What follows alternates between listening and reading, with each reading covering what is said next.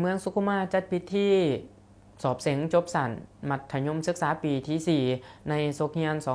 2024-2025 ตอนเช้าของวันที่ 11 มิถุนายนนี้อยู่ที่ศูนย์สอบเส็งโรงเรียนมัธยมสมบูรณ์บุงแก้วได้มีพิธีเปิดการสอบเส็งจบสันมัธยมศึกษาปีที่ 4 ประจำโซเฮียน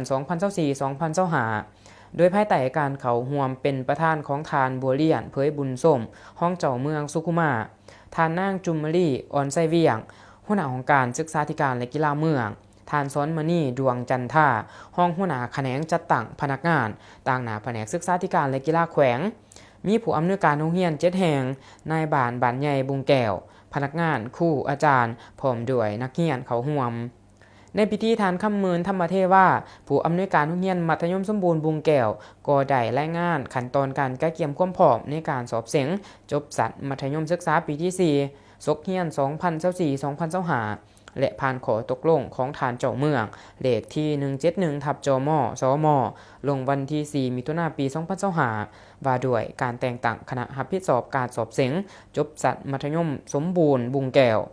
มาฮอดปัจจุบันการใกล้เคียงการสอบเส็งจบสันมัธยมศึกษาปีที่ 4 แม่นได้มีความพร้อม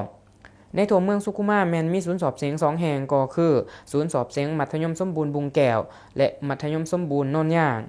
สำหรับศูนย์สอบเส็งมัธยมสมบูรณ์บุงแก้วประกอบมี7โรงเรียนเข้าร่วมสอบเส็งก็คือมัธยมสมบูรณ์บุงแก้วมัธยมสมบูรณ์สุขุมามัธยมสมบูรณ์บ้านใหม่วังหมักแซวมัธยมสมบูรณ์ดอนไส้มัธยมสมบูรณ์อุทุมพรมัธยมตอนต้นโน่นเอืองมัธยมตอนต้นสุขุมาซึ่งมีนักเรียนสอบเส็งทั้งหมด150 คนยิ่ง72 คนส่วนศูนย์สอบเส็งมัธยมสมบูรณ์โนนย่างประกอบมี7โรงเรียนคือมัธยมสมบูรณ์โนนย่างมัธยมสมบูรณ์ถาดสามปางมัธยมสมบูรณ์หน้าจานมัธยมสมบูรณ์โนนสัมพันธ์มัธยมตอนต้นย่างสาวมัธยมตอนต้นโขกกอง